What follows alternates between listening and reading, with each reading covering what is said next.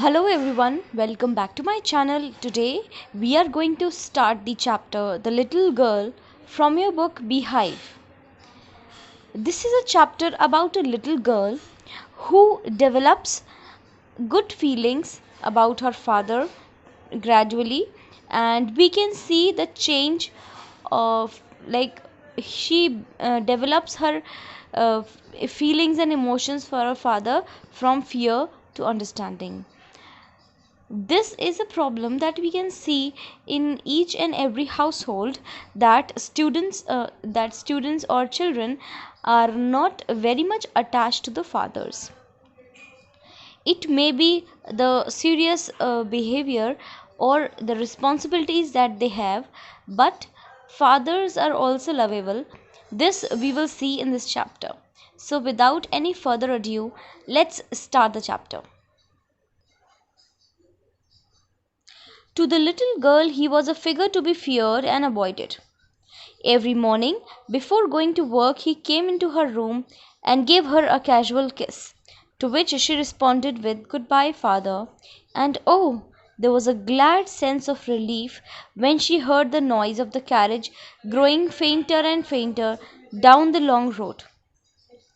उस छोटी सी बच्ची के लिए वो जो एक फिगर था उसके फादर का ही, मतलब उनके फादर का जो एक फिगर था, या उनके फादर जो थे वो एक खौफ ज़्यादा चीज़ थी, और जिससे कि वो हमेशा अवॉइड करना चाहती थी।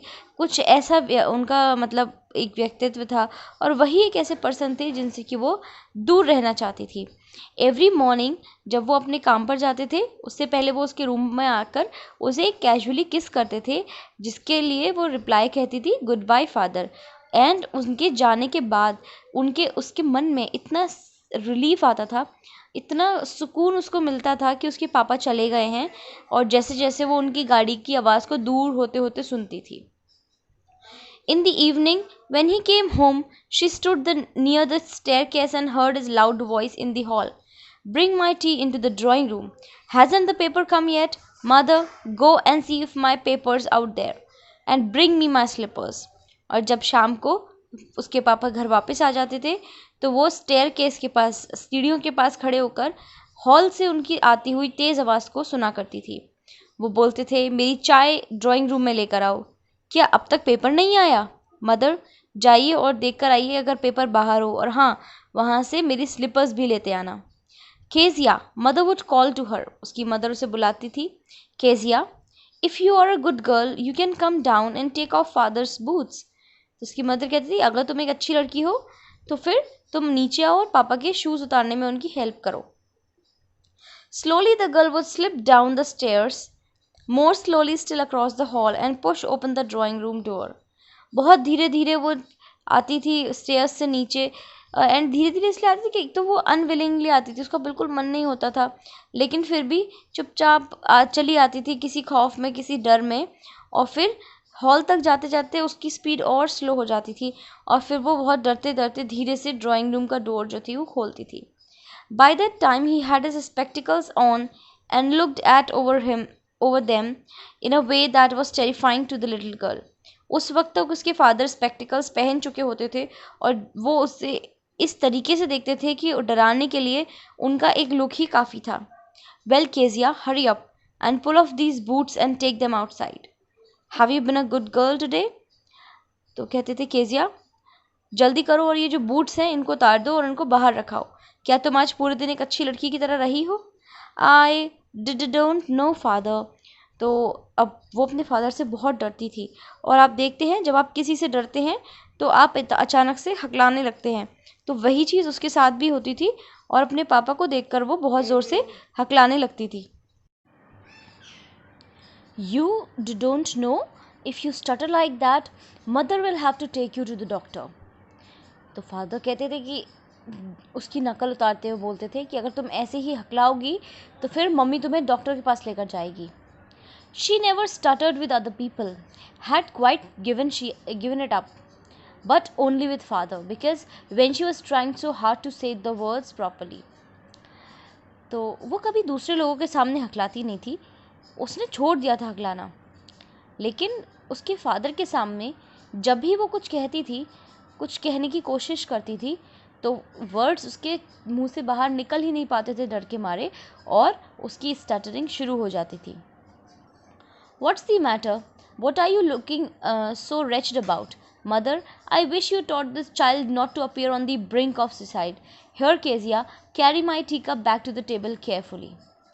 तो वो कहता था कि क्या बात है, और तुम इतनी अनहैप्पी हमेशा क्यों लगती हो, थोड़ा खुश रहा करो. और फिर वो अपनी मदर से कहता था कि मदर, काश तुमने इस बच्ची को थोड़ा अच्छे से खुश रहना सिखाया होता. एंड देखो ये कैसी दिखती है, बिल्कुल ऐसा लगता है कि जैसे कि अभी सुसाइड कमिट कर लेगी, जैसे कि बिल्कुल ऐसा ही लगता है, इतनी दुखी है ये. और केजिया, चलो ये मेरा जो टी कप है इसे उठाओ और टेबल पे रख दो. He was so big, his hands and his neck, especially his mouth when he yawned. और वो बहुत लंबे चौड़े व्यक्ति थे. उनके हाथ, उनकी गर्दन बहुत बड़े थे, एंड स्पेशली उनका मुंह जब वो उबासी लेते थे तब. Thinking about him alone was like thinking about a giant. और केजिया के लिए उसके फादर के बारे में सोचना ऐसा था जैसे कि वो किसी एक जायंट के बारे में सोच रही हो. एक मतलब जायंट क्या होता है, एक जो मॉन्स्टर, बड़ा सा मॉन्स्टर होता है, जो उसके बारे में. On Sunday afternoons, grandmother sent her down to the drawing room to have a nice talk with father and mother. Sunday की दोपहर को ग्रैंडमदर उसके नीचे ड्राइंग रूम में भेज देती थी कि जाओ और मम्मी पापा के साथ बात करके आओ. But the little girl always found mother reading and father stretched out on the sofa, his handkerchief on his face, his feet on one of the best cushions, sleeping soundly and snoring. लेकिन जब भी वो बेचारी बच्ची नीचे जाती थी तो देखती थी कि मदर तो पढ़ रही होती थी और पापा सोफे पे लेटे होते थे अपने फेस पर अपना हैंकरचिफ रख के. एंड उनके जो फीट थे, उनके जो पैर थे, बहुत अच्छे अच्छे कुशन्स पे रखे होते थे, और वो बहुत गहरी नींद में, स्लीपिंग साउंडली का मतलब बहुत गहरी नींद में खर्राटे लेकर सो रहे होते थे. She sat on a stool, gravely watched him until he woke and stretched, and asked the time and then looked at her. वो स्टूल पर बैठ जाती थी और अपने पापा को देखती रहती थी, बहुत सीरियसली देखती रहती थी और बस तब तक देखती रहती थी जब तक कि वो जग नहीं जाते थे, और फिर टाइम पूछते थे और फिर उसकी तरफ देखते थे. Don't stare so Kezia, you look like a little brown owl. तो कहते थे कि तुम ऐसे घूरती क्यों हो, तुम बिल्कुल एक छोटे उल्लू की तरह लगती हो. One day when she was kept indoors with a cold, her grandmother told her that father's birthday was next week.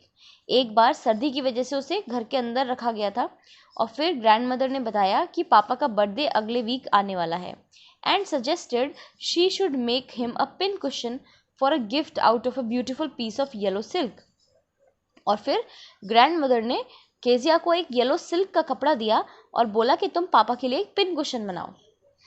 Laboriously with a double cotton, the little girl stitched 3 sides. But what to fill with? अब बहुत laboriously मतलब बहुत मेहनत से उस लड़की ने double cotton का इस्तेमाल करते हुए 3 साइड तो सिल ली, लेकिन फिर अब अंदर भरे क्या, फिल क्या करे उसके अंदर? That was the question. The grandmother was out in the garden. Grandmother जो थी वो गार्डन में थी, and she wondered into mother's bedroom to look for scraps. और फिर वो अपनी मदर के रूम में इधर उधर ढूंढने लगी कि कुछ उसको स्क्रेप्स मिल जाएं. स्क्रेप्स होते हैं जैसे जो कतरन होती है, ठीक है ना, पेपर की या क्लोथ्स की, जिसकी भी हो, वो कतरन जो थी वो ढूंढने लगी. On the bed table she discovered a great many sheets of fine paper, gathered them up, tore them into tiny pieces and stuffed her case, and then sewed up the fourth side. फिर उसको bed table पे उसको बहुत सारी sheets मिली अच्छे अच्छे paper की. उसने सबको इकट्ठा किया, उन सबको छोटे छोटे टुकड़ों में फाड़ के और अपने केस के अंदर भर लिया, और फिर चौथी साइड भी उसने सिल ली.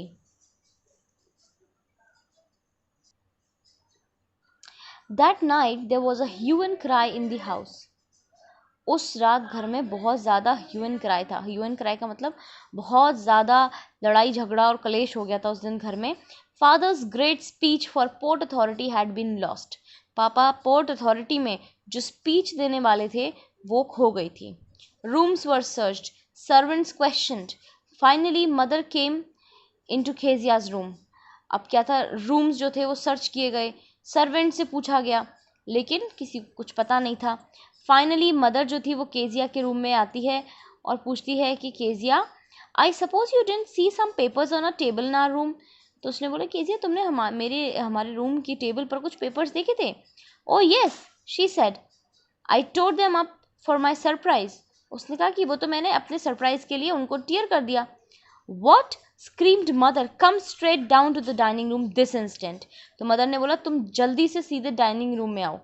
And she was drag down to where father was pacing to and fro, hands behind his back. Well, he said sharply. Mother explained. He stopped and stared at the child. Did you do that? No, no, no, she whispered. Mother, go up to her room and fetch down the damn thing. See that the child's put to bed this instant. अब उसको बिल्कुल drag करके घसीटते हुए एक तरीके से लाया गया वहाँ पर जहाँ पर फादर जो थे वो पेसिंग टू एंड फ्रो का मतलब होता है जब आप परेशान होकर इधर उधर चलते हैं ना, आगे पीछे रूम में इधर से उधर घूमते रहते हैं, बिल्कुल उस तरीके से घूम रहे थे। उनके हाथ उनकी पीठ की तरफ थे और फिर बोलते हैं कि तुमने किया ऐसा। ग्रैंड मदर सब कुछ एक्सप्लेन करती है फादर को, बट फिर वो कहते हैं कि वो चीज़ मेरे पास लेकर आओ जरा, क्या चीज़ थी उसको लेकर आओ मेरे पास। एंड जाओ और इसको अभी के अभी इसको रूम में सुला दो जाके। चलिए स्टूडेंट्स, आज के लिए इतना ही, और अब हम अगले वीडियो में बाकी का पूरा चैप्टर कवर करेंगे। आई होप आपको चैप्टर समझ आया होगा। नहीं आया हो तो प्लीज़ फिर से वीडियो को वॉच करिए और देखिए, and then also if there is any doubt you can ask me any time. Thank you and keep learning. Bye bye.